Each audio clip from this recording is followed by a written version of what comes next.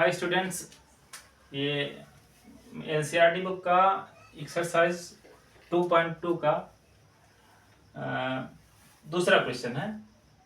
तो यहाँ पर भी देखिए क्वेश्चन हमारा हमने में दिखा बहुपद को के शून्य ज्ञात कीजिए और शून्य को तथा गुणांकों के बीच संबंध की सत्यता की जांच कीजिए। हमारा जो क्वेश्चन क्या है वो है 4s² minus 4s plus 1 is equal 0। इसका हमको शून्य निकालना है और शून्य को के गुणांकों के बीच जो है सत्यता की जांच करनी है। इसको हम शून्य कैसे ज्ञात करेंगे? देखो शून्य ज्ञात करना तो इसके इक्वल हम कर देंगे 0 और इसको द्विघात समीकरण के जैसे हम हल कर लेंगे और यस का मान निकाल लेंगे। देखिए हम पहले फर्स्ट ऑफ ऑल क्या करेंगे, इन दोनों का मल्टीप्लाई करेंगे तो आ जाएगा हमारा 4s² का स्क्वायर। इस 4s को हम दो भागों में इस प्रकार से तोड़ेंगे कि ऐड करने पर तो -4s हमको मिले और मल्टीप्लाई करने पर 4s² मिल जाए। ओके, फिर हम क्या करेंगे, इसको तोड़ते हैं। देखिए आप 4s का square minus 2s minus 2s plus 1। देखिए -2s और -2s हो जाएगा हमारा 4s। -2s में -2s से गुणा करेंगे तो 2 दूना 4, माइनस माइनस का हो जाएगा प्लस, यस में यस से मल्टीप्लाई करेंगे तो यस स्क्वायर। इस तरह से हम इसको दो भाग में तोड़ लिए। यहाँ से क्या करेंगे 2s कॉमन लेंगे। जब यहाँ से 2s हम कॉमन लेंगे तो यहाँ पर बचेगा 2, यहाँ पर बचेगा यस। यहाँ से 2s कॉमन लिए तो यहाँ पर -1 हो जाएगा। यहाँ पर कुछ कॉमन नहीं बनना तो हम क्या करेंगे, यहाँ पर -1 कॉमन लेंगे। -1 कॉमन लेंगे तो यहाँ पर बचेगा 2s। ये माइनस में है तो प्लस में हो जाएगा, ये प्लस में है तो माइनस में हो जाएगा। दोनों स्टेप में हम अब ये देखते हैं कि 2s -1 और 2s -1 दोनों स्टेप में सेम है। अब इसको हम क्या करेंगे, 2s -1 को पुनः कॉमन लेंगे। 2s -1 को कॉमन ले लिए। अब यहाँ पर क्या बचेगा, 2s बचेगा हमारा, यहाँ पर बचेगा -1। दोनों स्टेप सेम है, इज इक्वल हम क्या कर देंगे 0, यहाँ पर भी 0 करते रहेंगे। अब अगर हमको यस का मान निकालना है तो हम किसी भी स्टेप को हम इस साइड में ले जाएंगे तो इधर बचेगा क्या, 2s -1 is equal 0 upon 2s -1। ये हो जाएगा 2s -1 इज इक्वल 0। 1 को इस साइड में माइनस में उधर जाएगा तो प्लस में हो जाएगा, तो 2s इज इक्वल हो जाएगा 0 + 1, मतलब 2s इज इक्वल 1।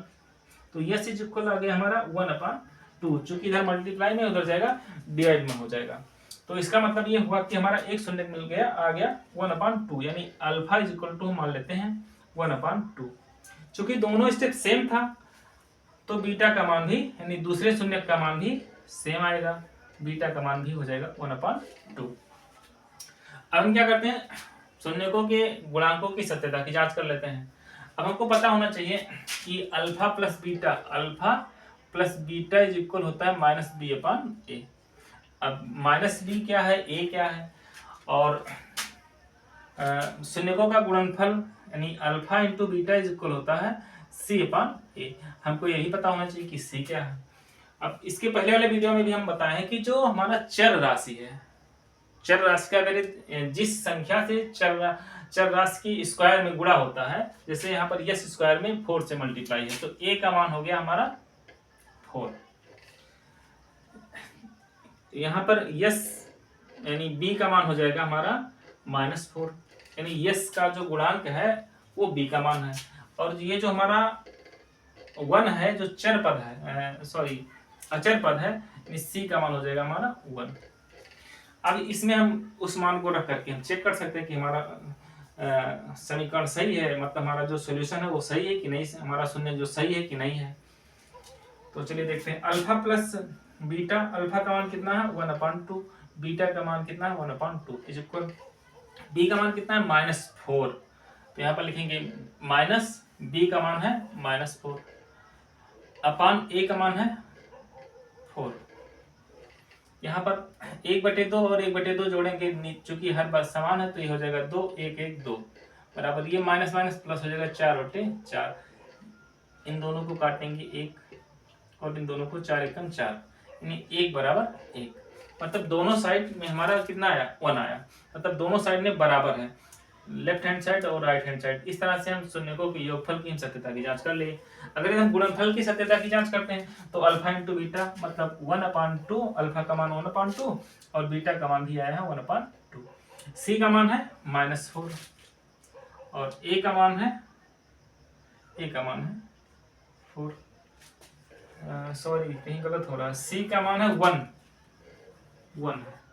यहाँ पर अगर हम मल्टीप्लाई करते हैं तो एक एक कम, एक 2 दूना 4, 1/4 दोनों साइड में सेम आया। तो इस तरह से हमारे क्वेश्चन में जो है शून्य को के गुणांकों की सत्यता जो है जांच हो जाती है इस प्रकार से। अगर यदि आपको ये हमारा जो क्वेश्चन है अगर ये समझ में आया है तो आप वीडियो को लाइक करना ना भूलें।